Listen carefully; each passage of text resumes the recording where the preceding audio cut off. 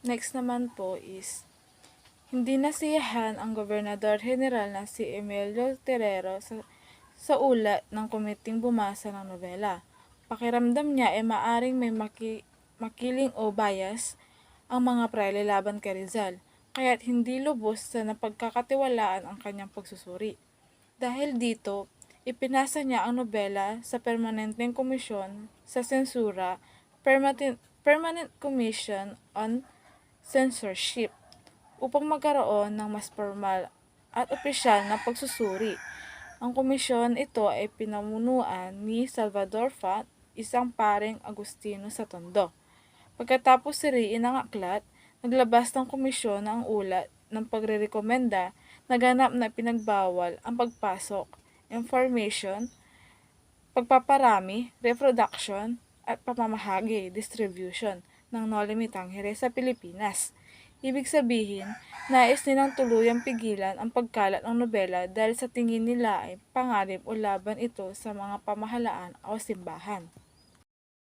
Next naman po is, upang makiiwas sa pag-aresto at pagpipigit ng mga awtoridad, palihim na binasa ng mga tao ang Noli Me Tangere, kadalasan gabi o sa pribadong lugar. Sa kabila ng pagbabawal, lalong kumalat ang usapin tungkol sa nobela sa iba't ibang lalawigan ng bansa. Mariing tinutulan ng mga praile ang aklat at madalas nila itong pinupuna sa kanilang mga sermon sa simbahan. Isa sa mga pinakamatinding kritiko ay si Jose Rodriguez na naglatha noong 1888 ng kanyang polyetong pinamagatang Kaingat Kayo. Sa polyetong ito, binalaan niya ang mga magbabasa ng nobela na nagkakasala sila mabigat mortal sin dahil umano sa mga maling aral o heresies ng nalaman ng aklat. Tinawag pa niya si Rizal na isang mangmang at sinabi na ang nobela ay isang pag-atake laban sa simbahan. Hindi lamang sa Pilipinas umabot ang pagtuligsa sa Noli Me Tangere. Maging sa Espanyol ay pinuna rin ito sa panunulat na si Vicente Barrantes sa kanyang Espanya Moderna noong 1890. Ipinakita nito kung gaano kalawak at katindi ang naging reaksyon laban sa nobela ni Rizal mula sa simbahan hanggang sa panunulat sa Espanya. Next po is, hindi lamang pagtuligsa ang naranasan ng Noli Me Tangere. Meron din itong tagapagtanggol. Isa sa mga nanguna ay si Marcelo H. del Pilar. Sumulat siya ng tugon sa pulyeto ni Rodriguez na pinamagatang Kaligat Kayo, madulas na parang ingat. Pinamahagi ng pulyetong ito kahit sa loob ng simbahan kung saan nangyari si Rodriguez dahil kahawig ng pamagat nito ang orihinal na pulyeto ng pari, kaya napagkamalan ng ilan sa mga iyon ang babasahin nila. Ipinagtanggol din ni nobela ni Rizal ang kanyang dating propesor na si Francisco de Paula Sanchez na hayagang magsalitang pabor sa aklat. Gayon din si Vicente Garcia, isang paring Pilipino at teologo, ay pinagtanggol si Rizal sa kanyang nobela. Ayon kay Garcia, hindi maaaring tawaging mangmang si Rizal. Taliwas sa sinabi ni Rodriguez sapagkat si Rizal ay nakapagtapos ng isa sa Universidad sa Espanyol. Ang nakatanggap pa ng parangal, pinakita nito na maraming intelektual at makabayang Pilipino ang naniwala na ang Noli Me Tangere ay isang makabuluhang akda na naglalahad ng tunay na kalagayan ng lipunan at hindi isang simpleng atake sa simbahan. Next po is, habang naninirahan si Rizal sa Calamba, lagi siyang sinasamahan ni Jose Draval de Arande sa opisyal na tungkulin. Siya ay tinalagang bantay ni Rizal upang matiyak ang kanyang kaligtasan.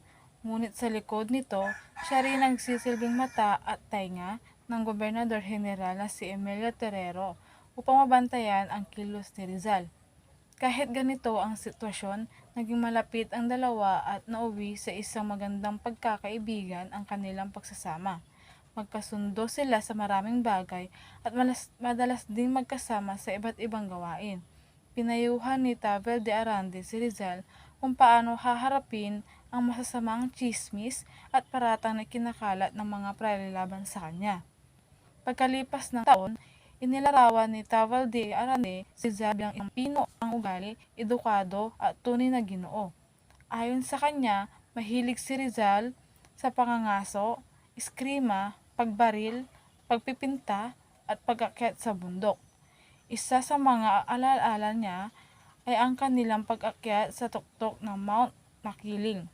Hindi man niya gaanong naalala ang tanawin, kumalat naman ang tsismis na nagtaas umano sila ng bandilang Aliman at ipihanahayag ang sangkop ng Alemanya. Ang Pilipinas, isang maling haka-haka lamang ang pagpapala pa ng mga hinala laban kay Rizal. Next naman po is the Protesta de Calamba. Ang Protesta de Calamba ay ang kaugnayan sa pananatili ni Rizal sa Calamba. Habang naroon siya, nag-utos ang Gobernador General na si Emilio Terrero na imbestigahan ang mga lupain at pag-aari ng mga prayle sa Calamba. Pinanghinalaan ng pamahalaang kolonyal na ang mga lupang ito ay maaaring hindi nagbabayad ng tama o buo ng buwis sa gobyerno. Dahil dito, nagpasya ang kagawaan ng Ingatang Yamang Public Treasury Department na suriin kung pagkano lamang ang buwis na ibinabayad ng mga administrador at asyenda sa pamahalaan. Sa madaling sabi, nais lamang ng gobyerno kung may pag-iwas sa pagbabayad ng buwis ang pamamahala ng mga lupain ng mga prayle sa Calamba na naging isa sa dahilan ng pag-igting ng sigalot sa pagitan ng mga magsasaka, prayle at pamahalaang kolonya. Next naman po is kasama si Jose Rizal na investigasyon ng pamahalaan hinggil sa mga lupain ng Dominikano sa Calamba. Siya ay tumulong sa paggawa ng isang detalyadong ulat tungkol sa kalagayan ng mga magsasaka sa lugar. Ayon sa kanyang ulat, nalulugi ang mga tenant. Ang mga nakatira at nagtatrabaho sa lupa ay nawawalan ng kita dahil sa hindi makatarungang pakinabang ng mga administrador sa Dominikano. Saklaw ng mga lupain.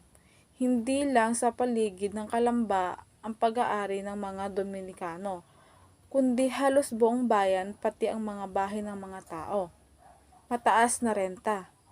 Pinakamalaki ng mga Dominikano ang kita nila sa pamamagitan ng walang panggang pag-taas ng renta sa tenan at ginagawa nila ito taon-taon.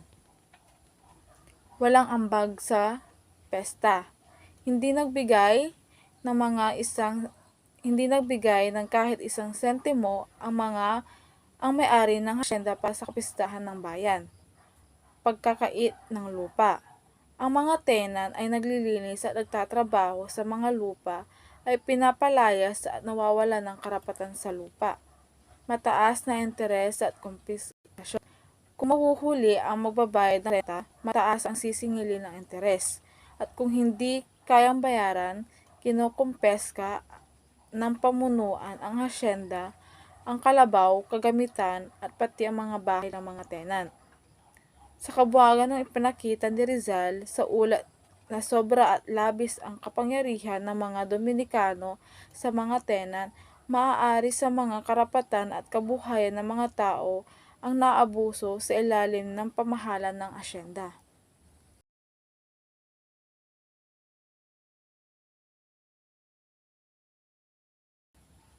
Next naman po is, dagdag pa rito, ipinaliwanag ng mga Dominikano ang kita mula sa kanyang mga lupain ay hindi direktang napupunta sa sarili niya.